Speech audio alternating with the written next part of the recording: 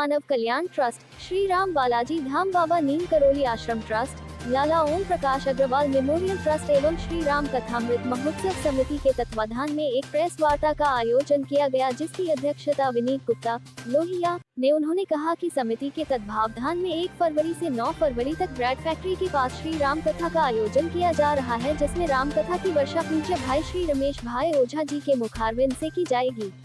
दिनांक 31 जनवरी 2024 को समय 1:30 दोपहर रेल मुक्तेश्वर मंदिर बुद्धि विहार से विशाल कलश यात्रा निकाली जाएगी। कलश यात्रा पहुंचकर संपन्न होगी। कार्यक्रम स्थल पर समस्त कलशों स्थापना की जाएगी। 1 फरवरी 2024 से पूज्य भाई श्री रमेश भाई ओझा जी के द्वारा श्री राम कथा का शुभारंभ किया जाएगा, जिसमें प्रत्येक दिवस हजारों की संख्या में राम भक्त राम कथा का रसपान करने के लिए आएंगे। राम कथा के उपरांत प्रतिदिन विशाल भंडारे का आयोजन की व्यवस्था रहेगी। यह कार्यक्रम 9 फरवरी को विशाल भंडारे के साथ समापन किया जाएगा। प्रेस वार्ता में श्री राम कथामृत महोत्सव समिति के अध्यक्ष महेश चंद्र अग्रवाल एवं महामंत्री प्रवीण कुमार के द्वारा कार्यक्रम की विस्तार में सूचना दी गई और सभी पत्रकार बंधुओं से विनम्र निवेदन किया गया कि श्री राम कथामृत महोत्सव का प्रसारण एवं सूचना जन जन तक पहुंचाने के लिए सहयोग की समिति द्वारा अपेक्षा हेतु की गई। प्रेस वार्ता में उपस्थित रहे विभोर कुमार गुप्ता, विपिन कुमार गुप्ता, अंकुर अग्रवाल, अनिल कुमार शर्मा, ऋतु नारंग, ज्ञानेंद्र शर्मा, धीरेशांत दास, दीपक कृष्ण शास्त्री,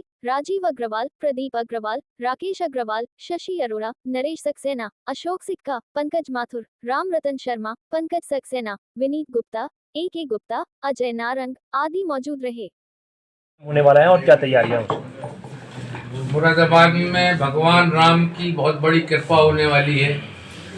यहाँ पर हमारे मुरादाबाद नगरवासियों के अनुरोध पर पूजनीय भाई श्री रमेश भाई ओझा जी द्वारा यहाँ राम कथा का आयोजन मुरादाबाद में किया जा रहा है 1 फरवरी से 9 फरवरी तक। कहाँ पर होगा और क्या व्यवस्थाएं की हैं, कितने लोगों की बैठने की? ये कार्यक्रम बुद्धि विहार के ग्राउंड में होगा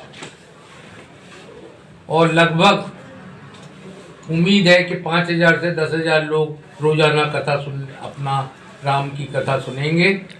और क्योंकि इस समय पूरा देश राममय हो रहा है, अभी अभी राम मंदिर बन के चुका है, प्राण प्रतिष्ठा होके चुकी है। मैं भी उस कार्यक्रम में गया था, प्राण प्रतिष्ठा के कार्यक्रम में मुझको भी वो सौभाग्य मिला था रामलला के दर्शन करने का और उनकी प्राण प्रतिष्ठा को लाइव देखने का।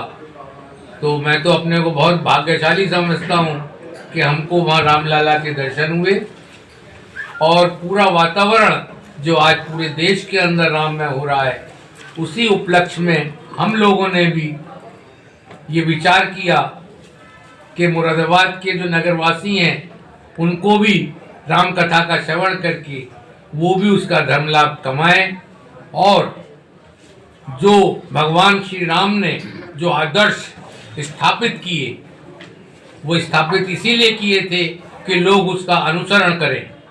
तो राम कथा का जो मेन अभिप्राय है, राम जी की जो सच्ची पूजा है, वो तभी है जब हम उनकी आदर्शों का अनुसरण करें, उनकी कथा को सुन के उस मार्ग पर चलने की कोशिश करें।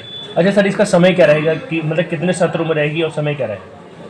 इसका जो समय है वो 3:30 बजे से लेकर और 7:30 बजे तक का रखा गया है, 7 साढ़े 7 बजे। बाकी तो प्रभु इच्छा है जब तक चलेगा, लेकिन 3:30 बजे से राम कथा का शुरुआत होगी।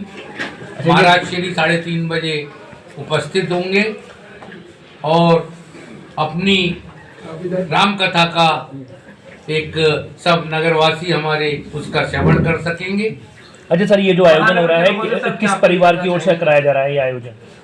ये आयोजन जो कराया जा रहा है, हम लोगों ने इस बात का विचार किया था, लेकिन हम यही चाहते थे कि ये जो है सब जैसे राम मंदिर में एक एक ईंट के सब लोग सहभागी बने, चाहे कोई वो छोटा था, चाहे बड़ा था, चाहे कोई भी था। तो इसी तरह इस राम कथा का आयोजन भी मुरादाबाद के नगरवासी ही, आप ही लोग कर रहे हैं, मुरादाबाद के नगरवासी ही कर रहे हैं।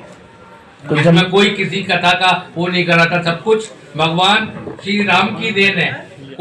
ना कोई बड़ा है ना कोई छोटा है, सब बराबर है। यही उन्होंने सीख हमको दी है और उसी के मद्देनजर रखते हुए इसका आयोजन मुरादाबाद के नगरवासी ही कर रहे हैं और मुरादाबाद के लोगों को ही उसका फायदा होगा। मुरादाबाद के लोगों तक क्या संदेश देना चाहते हैं? किस मुरादाबाद के लोगों को संदेश ये है कि वो इस कार्यक्रम में आकर भगवान राम की कथा का श्रवण करें, ज्यादा से ज्यादा लोग आए और उस धर्म लाभ के उसका धर्म का लाभ कमाएं और उनके बताए हुए जो भगवान राम ने अपनी मर्यादा से अपने आदर्शों को बताया, क्योंकि हम धीरे धीरे वो चीजें भूल जाते हैं, दोबारा से फिर वो कार्यक्रम कथाएं होती हैं, फिर जागृत हो जाते हैं, तो धीरे धीरे उस सत्संग के सही लोग जो हैं उन आदर्शों को सीखेंगे और उन आदर्शों का अनुसरण करेंगे। उससे जो हमारे परिवार आज पश्चात की तरफ बढ़ने के लिए जो अग्रसर हैं,